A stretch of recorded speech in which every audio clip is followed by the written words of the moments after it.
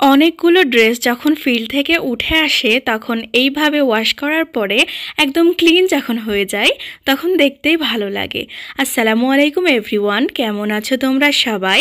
আশা করছি যে যেখানে আছো আল্লাহর রহমতে ভালো আছো, সুস্থ আছো। আমিও ভালো আছি আলহামদুলিল্লাহ। তাহলে আজকে চলো সুন্দর সুন্দর ড্রেসগুলো তোমাদের সাথে শেয়ার করি। আর সব সময় একটা কোশ্চেন তোমরা করতেই থাকো যে এই যে আমি যে প্রিন্ট করি নীল আর কেরোসিন তেল দিয়ে অথবা এই যে জিঙ্ক পাউডার দিয়ে, এই দাগগুলো কাপড়ে থেকে যায় কিনা। তো সবটা তোমাদের সাথে আমি শেয়ার করব পুরোটা। আশা করছি তোমরা বুঝতে পারবা। তো ভিডিও ভালো লাগলে অবশ্যই লাইক করে দিবা, আর আমার চ্যানেলে নতুন হইলে সাবস্ক্রাইব করতে ভুলবা না যেন। তো এইখানে দেখো এগুলো ফিল্ড থেকে উঠে এসেছে। এবার এই কাপড়গুলো আমি ওয়াশ করব। তার আগে তোমাদেরকে দেখিয়ে দিই, দেখো এই যে যখন প্রিন্ট করছিলাম তখন অনেকটা গাঢ় হয়েছিল প্রিন্টের। আর সেলাই যেহেতু লং টাইম লাগে, তোমার 15-20 দিন তো লাগে, 1 মাস তার বেশিও লাগে।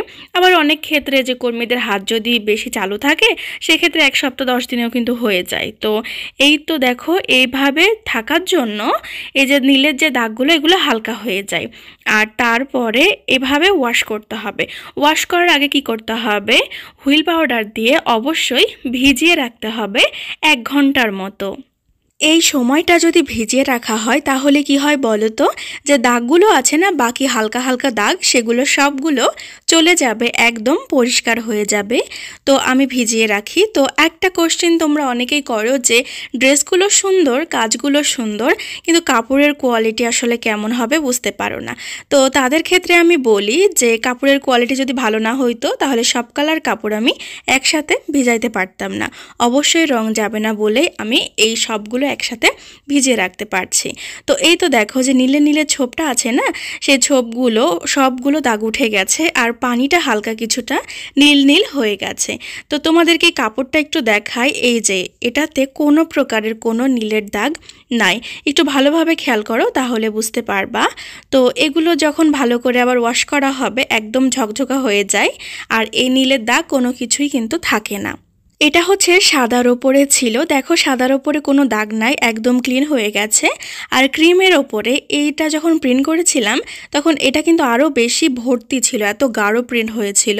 তারপরেও দেখো এইটাতে কোনো প্রকার কোনো দাগ নাই। তো কোনো প্রকারের কোনো কিন্তু দাগ থাকবে না, মানে প্রত্যেকটা দাগ উঠে যাবে, নীলের বলো জিঙ্ক পাউডারের বলো সব কিছুর দাগ উঠে যাবে। তো তোমরা যারা প্রিন্ট করতে চাও, নিজে কাজ করতে চাও, তারা অনায়াসে করতে পারো, সমস্যা নাই। আমার করা কাজগুলো তোমাদের কেমন লাগে অবশ্যই আমাকে বলবা। ভালো লাগুক খারাপ লাগুক বলতে পারো, সমস্যা নেই, কারণ খারাপ লাগতেই পারে, স্বাভাবিক। আমি বানিয়েছি একদম পারফেক্ট হবে, ভালো হবে এমনটা কিন্তু না। তো যারা যারা আমার থেকে ড্রেস নিতে চাও, ভালো লাগলে তারা অবশ্যই ভিডিও ডেসক্রিপশন বক্স চেক করবা, সেখানে আমার ফেসবুক পেজের লিঙ্ক পেয়ে যাবা, আমার ফোন নাম্বার পেয়ে যাবা, যোগাযোগ করলেই নিতে পারবা। তো এই তো দেখো এটা হচ্ছে ওয়াশের পরে আমি মেলে দিয়েছি, দেখো কোনো প্রকারের কোনো দাগ এখানে নাই। তো বুঝতে পারছো কোনো দাগ থাকবে না। এটা হচ্ছে ক্রিম কালার কাপড়ের ওপরে করা। আর এই যে কাপড়টা যেটা ব্যবহার করেছি এটা হচ্ছে অর্গেন্ডি কাপড়, এখানে যেগুলো আছে সবগুলোই অর্গেন্ডি কাপড়। তো কাপড়ের মান অনেক ভালো, কোয়ালিটি ভালো, বহর হচ্ছে 2.5 হাত। তোমরা দেখেই বুঝতে পারছো যে ওনার বহরটা কত চওড়া। তো এটা যদি চিকন হইতো না তাহলে কিন্তু এত বেশি চওড়া থাকতো না। তো তোমাদের কেমন লাগলো এটা অবশ্যই বলবা, অনেকে দেখতে চেয়েছো পুরাটা। তো অবশ্যই তোমাদের সাথে পুরো জামা ওড়নাটা শেয়ার করব। আর এই তো দেখো এটা হচ্ছে ফুলকারি ডিজাইনটা। তো এই হচ্ছে ড্রেস যখন ফিল্ড থেকে উঠে আসে। আর এতগুলো ড্রেস আজকে তো তাও কম ছিল, আমি বেশি ওয়াশ করতে পারিনি, কিছু সংখ্যক ওয়াশ করেছি। যখন আরও অনেকগুলো উঠে আসে সবগুলো রং বেরঙের কালারফুল, এত সুন্দর সুন্দর লাগে। হ্যাঁ, বেশ ভালো লাগে দেখতে, মনে হয় যে তাকিয়ে থাকি, এত সুন্দর।